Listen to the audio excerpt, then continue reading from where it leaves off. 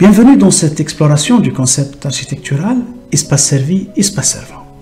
Une idée révolutionnaire développée par l'architecte Louis Kahn. Ce concept a profondément influencé la manière dont les architectes conçoivent et organisent les espaces au sein des bâtiments en distinguant les espaces principaux des espaces fonctionnels. Nous allons découvrir comment ce concept est appliqué à travers plusieurs exemples illustrés. Mais nous allons commencer par comprendre le concept. Louis Kahn a introduit le concept d'espace servi, espace servant pour décrire la relation entre les espaces principaux, espace servi, et les espaces fonctionnels ou de service, espace servant. Les espaces servis sont ceux où les activités principales se déroulent, comme les salles de classe, les bureaux, les espaces de vie. Les espaces servants, en revanche, sont les espaces de soutien tels que les couloirs, les toilettes, les escaliers et les conduits techniques. Exemple, le bâtiment de la Yale University Art Gallery, conçu par Louis Kahn, illustre parfaitement cette distinction.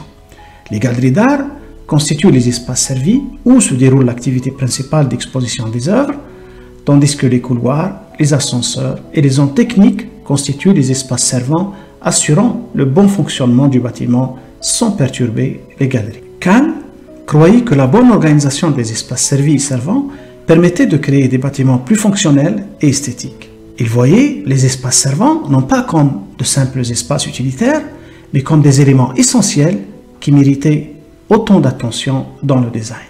Un autre exemple édifiant, le Salk Institute à La Jolla, Californie, est une autre illustration remarquable de ce concept. Dans ce projet, les laboratoires de recherche constituent les espaces servis conçus pour maximiser la lumière naturelle et les vues sur l'océan.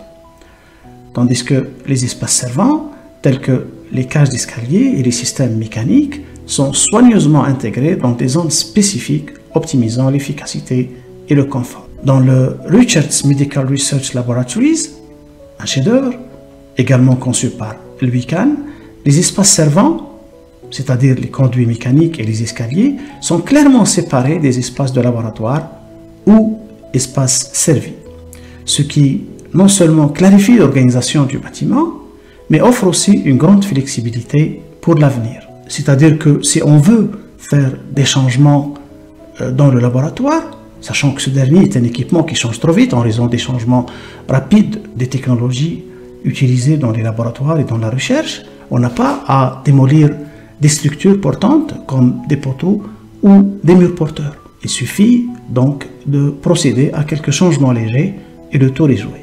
Ce concept, espace servi, espace servant, de Louis Kahn reste pertinent dans l'architecture moderne, car il propose une approche systématique et fonctionnelle pour organiser les espaces dans un bâtiment. En séparant clairement les zones principales des zones de service, les architectes peuvent créer des environnements plus efficaces, esthétiques et durables. Dans les bâtiments contemporains, comme les musées, les centres de recherche ou les bureaux, cette distinction permet non seulement de maximiser l'espace utile, mais aussi de faciliter la maintenance et la mise à jour des infrastructures sans perturber les activités principales. En conclusion, on peut dire que le concept d'espace servi, espace servant est un outil puissant dans la boîte à outils de l'architecte, offrant une méthode pour organiser les espaces de manière rationnelle et harmonieuse. À travers les exemples du Salk Institute, de la Yale University Art Gallery et du Richards Medical Research Laboratories, nous voyons comment cette idée continue d'influencer la conception des bâtiments d'aujourd'hui.